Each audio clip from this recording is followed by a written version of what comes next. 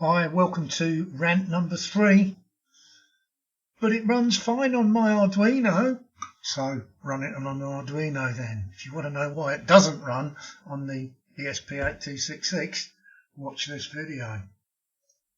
But first, please subscribe to the channel, click on the like button, click the bell icon to get notified, and support me on Patreon if you can.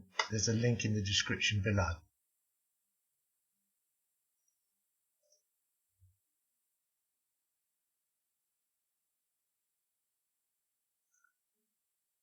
But first, a question. So, you're the barman. Who do you serve first? Now, many moons ago, I worked as a barman in the evenings to help pay myself through university. Many people have done that. And the bar that I used to do that in was a place in England called Birmingham, and it was known as Bogart's. And it's interesting enough so that somebody's actually written a book about it, and yes, it was all in black and white in those days. I am that old. And the reason it was an interesting bar and worthy of a book is because it was the watering hole of the Hells Angels motorcycle club that also called themselves the 00, which has also been made into a book. So it was a fairly dodgy dive. That means then that rather than just serving a drink, I had to make a decision every time I turned round as to who to serve next. And the decisions that I made at the time were based on who looks like they're going to be the nastiest one if they don't get served next. So not only would I be thinking that, but I'd be starting that person's drink. I'd be calculating the change in my head and giving my change to the previous guy who's still waiting, because it was a very busy bar and there weren't many staff on, and I'd see somebody I know come in. I know what his is. It's easy. I can take the top off that bottle before that pint fills up, and I can keep my eye on that pint, because if I don't keep that guy happy, he looks mean and nasty. And also working out the shortest route to the exit if it all goes horribly wrong. Now, why am I telling you all this? Because what I'm telling you is that running multiple different tasks at the same time can be quite complicated and quite stressful. So if you can imagine in an MCU scenario that the single resource of the busy barman is the CPU, then it has to service your code when you're running an Arduino, but when you're running in an ESP8266, it also has to service the code that keeps you connected to the Wi-Fi. Now then, that has a number of implications.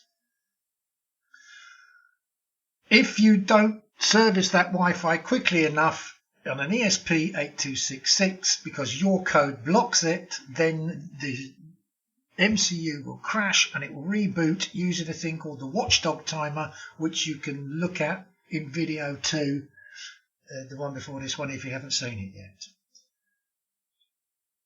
Let's try and guesstimate, and I say guesstimate because I am totally making these figures up based purely on my own experience, and just to try and give an idea of why programming these two different MCUs is so different.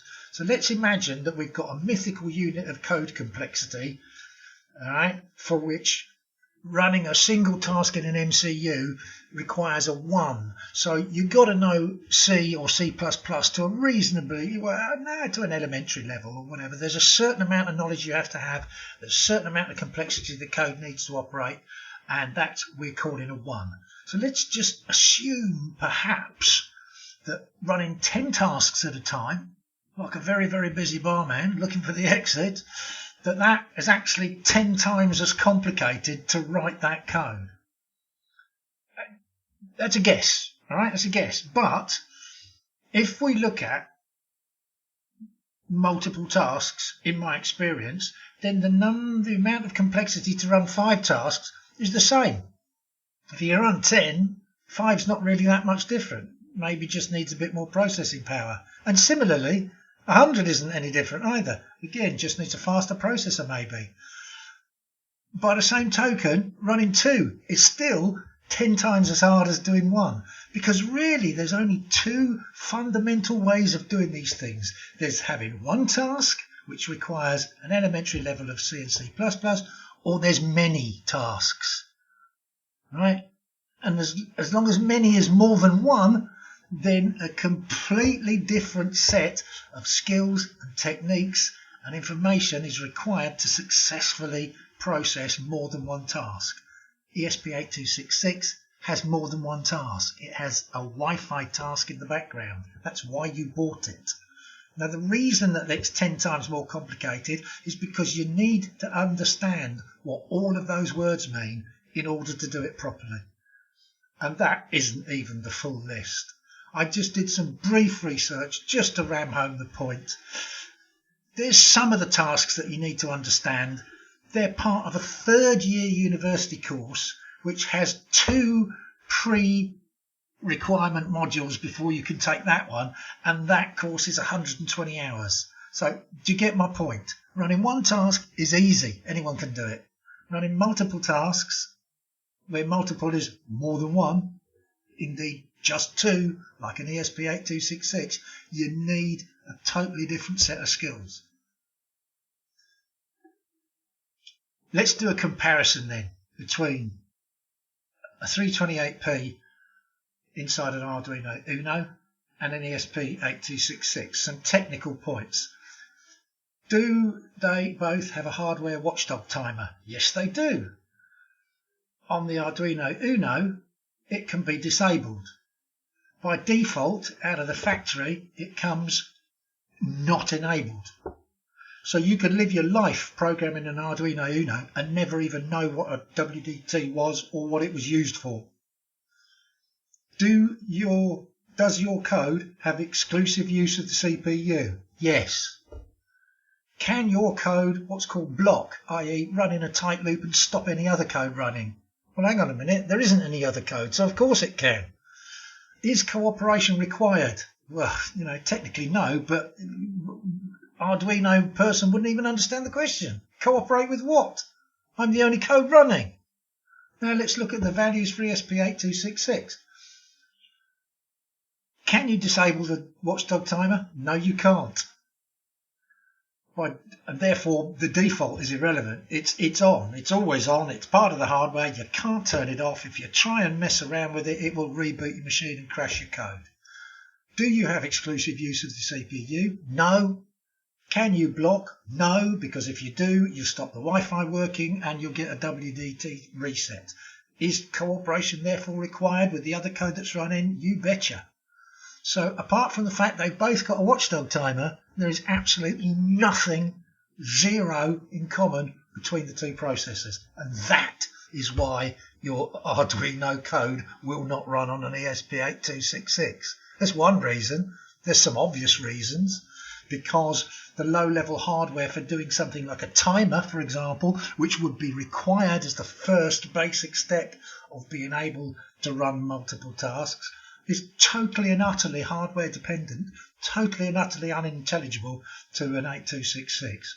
And the 8266 firmware that's burnt into a binary blob by Espressif uses C++ calls that you can't see past. Arduino knows nothing about that at all. So other than the fact that a lot of code you can't copy across because it just won't even compile because it's hardware dependent and neither processor knows what the hell you're talking about in terms of the other one. If you can get it to compile, that's not your big problem. Your big problem is the technique and the methodology that the code uses. And unless it uses cooperative multitasking on an 8266, it will fail and break. Let's look at that happening. This is a slide I took from the previous video, the watchdog timer. There we are with a piece of code. Run that on an Arduino. It works perfectly happily all day long. No Arduino programmer can even understand why I would use that as an example. What's wrong with it? Nothing. It waits until digital pin 0 goes low and then continues and prints whatever it is that's under you can't see behind the board. What you can't see behind the board is serial print. You will never see this because on an 8266 you won't, because that code there causes a watchdog reset and you never see the next line get printed. So that code that works perfectly fine on an Arduino, it's perfectly simple, nothing wrong with it at all. Total wreckage on an 8266 will not run ever, because as soon as the machine reboots, as soon as the WDT reset, it reboots, situation's the same, it reboots again, it goes into a boot loop. Sometimes you can't even get it reprogrammed.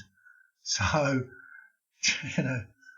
I think you need to be knowing by now that you cannot just transport code from a Uno, Arduino, or anything that is a single tasking, single processing, procedurally driven type of code. You cannot transport that to an ESP8266 and expect it to work without major restructuring and lots of care and fully understanding how the 8266 works and how it's different.